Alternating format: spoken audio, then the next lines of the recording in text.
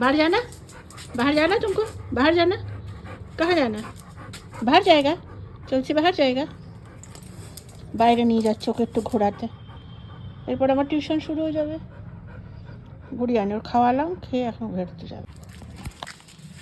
চলো। কি রোদ দেখেছো, প্রচণ্ড রোদ, 3:30 বাজে।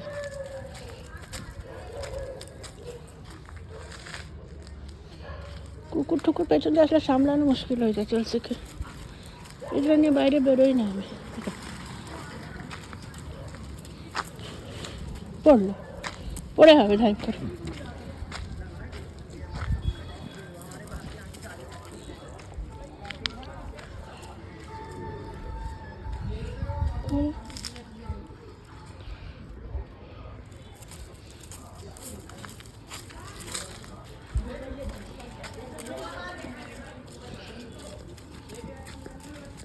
में कांटा है वहाँ, आ जाओ। बुला भैया को ऊपर से, वो देख रहे हैं ऊपर, वो देखो ऊपर से भैया देख रहे हैं यहाँ से। चलो बुला, देखो ये नहीं जा रहा, उफ, इसलिए तो चलना रे, बाप रे, पूरा ताकत से हमको घुस जाओ वहाँ एकदम। तुम, हम जा रहे, जाओ, जा रहे हैं, जाए तुमको गड्ढे के अंदर। देख रहे क्या सूंघ रहा है, पता नहीं কি শুঁকছে, কি শুঁকছে, কোনো ইঁদুর টিঁদুরের গন্ধ পেয়ে হবে। হায় भगवान, इसको যাবে আর চোখটা যাবে রে, এমনি চোখে জখম। उफ, इसलिए तुमको नहीं लाते चल से, बहुत तंग करते तुम। अरे पैपू कर, पैपू। चल अब चलो, सीधा चलो अब, अरे पागला, একে বাইরে নিলে বাবা তোর মাথা খারাপ করে দেয়, পাগল কোথাকার। এই দেখো সজনে গাছের পাতা বেরিয়ে গেছে, কেটেছিলাম না, মাথা দুটো পাতা বেরিয়ে গেছে, এখানেও বেরিয়েছে, সাইড দিয়ে আর মাথা দিয়ে। এই যে গাছটা রয়েছে ভাই, কাটিনি আমি এখন, এই যে রয়েছে গাছ। হাই বন্ধুরা, সবাই কেমন আছেন?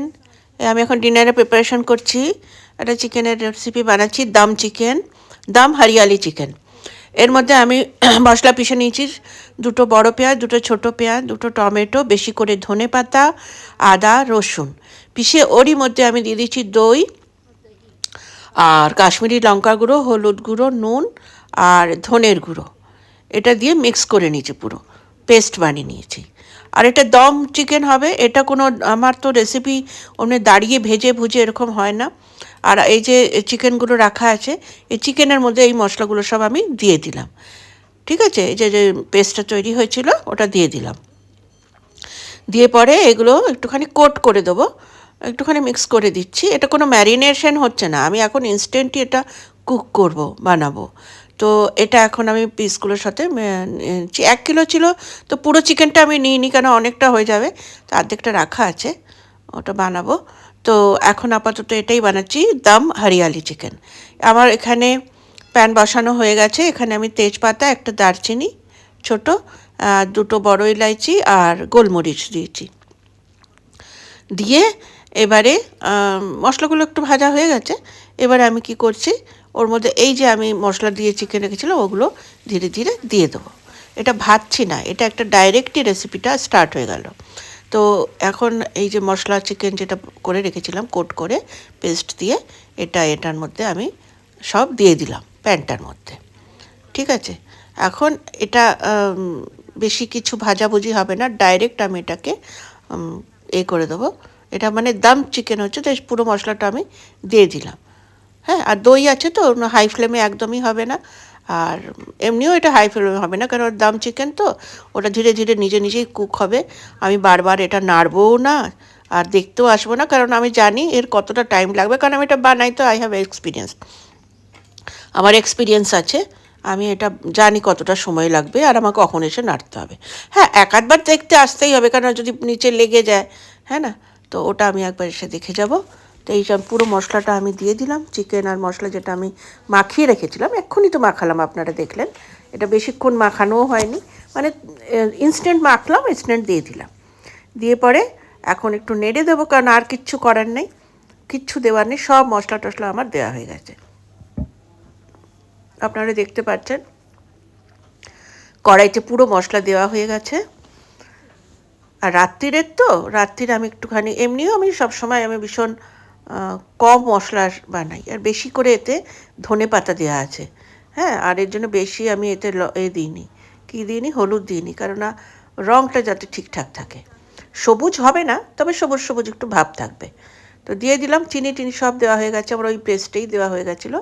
এই আমি নেড়ে, একটুখানি নেড়ে দিলাম, দিয়ে এটাকে এবার আমি কী করবো, একটু ফুটে উঠছে, হালকা হালকা ফুটছে, এটাকে এবার আমি সিম করে দেবো। সিম করে দিয়ে এটাকে কভার দেবো। আপনারা দেখে নিলেন কী কী মশলা আমি দিয়েছি। আমি দুটো বড় পেঁয়াজ, দুটো ছোটো পেঁয়াজ, আর দুটো টমেটো, বেশি করে ধনেপাতা, আদা রসুন দিয়ে পেস্ট করে নিয়ে ওরই মধ্যে মিক্সির কন্টেনারের মধ্যেই, কারণ আমার এটা কুকিং রেসিপি না, আমি অত মানে সাজিয়ে গুছিয়ে আমার করাটা আমার লাইফস্টাইল ব্লগ। তো এখানে আমি যেমনি করছি জাস্ট অমনি, কারণ এটা আমার ডিনার তৈরি হচ্ছে, আমি কোনো রেসিপি দিচ্ছি না, ডিনারের মধ্যে রান্না করছি, আপনাদের দেখিয়ে দিচ্ছি। তো যাই হোক, তো দিয়ে দিলাম, দিয়ে এবারে আমি এটাকে কি করে দেবো, পুরো এটাকে মিক্স করে দিলাম চিকেন মশলা। এভাবে এই রেসিপিটা তৈরি হয়ে যাবে, মানে ধীরে ধীরে। এবার আমি এটা সব মশলা দিয়ে আমি হালকা নেড়ে এটাকে রেখে দিলাম। এবার এতে কভারটা লাগিয়ে দেবো আর সিম করে দেবো, আর বেশি এসে নাড়াচাড়ি কিচ্ছু করবো না। হ্যাঁ, একবার এসে অবশ্যই দেখবো, কেননা যদি নিচে লেগে যায় সম্ভাবনা কম আছে, তাও প্রিকশনের জন্য দেখা হচ্ছে, একটু লেগে গেলেই পুরো ডিশটাই খারাপ হয়ে যাবে। তো সেই জন্য মাঝে একইবার আসবে। এই যে আমি কভারটা লাগিয়ে দিলাম, আর এটা সিম থাকলো, আর সিমে কেননা জুস দই আছে আর মশলারও একটা জুস আছে, সব কিছু বেরিয়ে এটা আরামসে কুক হয়ে যাবে। এটা লাগার সম্ভাবনা খুব কম আছে, তাও আর একবার চেক করে নেব আমি। তো এই ধরনের রেসিপি আপনারা বানাবেন। আমার কোনো রেসিপি এরকম আমি দাঁড়িয়ে থেকে নেড়ে নেড়ে এরকম ভেজে ভুজে বানাই না, আমার এরকমই থাকে, ইনস্ট্যান্ট সব কিছু মিক্স করে বসিয়ে দাও। তো এটা এখন হোক, আমি একটু পরে এসে এটা চেক করব যে কীরকম কুক হলো। বেশি জল বেরোলে পরে একটুখানি হাই করে এটা শুকিয়ে দিতে হবে, আমি রাইসের সাথে এটা খাবে, তো ওই জন্য সেভাবে একটু জুসি রাখবো। আর তারপরে এটাকে আমি নামিয়ে নেব। এই যে হয়ে গেছে, এরকম জল ছেড়েছে, এরকম জুস, একটুখানি এটাকে আমি, বেশি পাতলা না, একটু গাঢ়ই আছে। আর দেখুন কী সুন্দরভাবে তৈরি হয়ে আছে, চিকেন একদম সেদ্ধ হয়ে গেছে। আর ওখানে রাইস হচ্ছে, কুকারে রাইস রাখা আছে, ওটা রাইসের সাথে খাবে, কারণ আমার ছেলে একবেলাই খায়, ও একবেলা খায়, তো আমরাও ঠিকঠাকভাবে একই বেলা খাই।